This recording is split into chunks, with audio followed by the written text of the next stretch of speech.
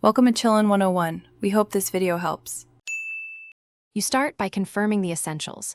Make sure your iPhone runs iOS 13 or newer, and CarPlay is allowed in settings. Plug the OEM or high-quality USB cable into the correct BMW USB port. Cables often cause failure. Once done, restart both the iPhone and the iDrive system and toggle Bluetooth off then on to clear transient connections. Doing these steps immediately rules out the most common faults and makes the next steps faster because you've eliminated simple connection issues.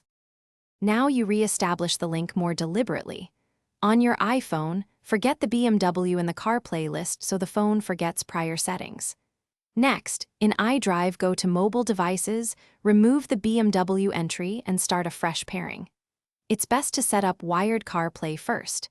Connect the cable, select the new phone on iDrive, then accept the prompts on your iPhone. This clears corrupt profiles and forces both systems to exchange fresh configuration data, which fixes many intermittent problems. Finish by confirming functionality.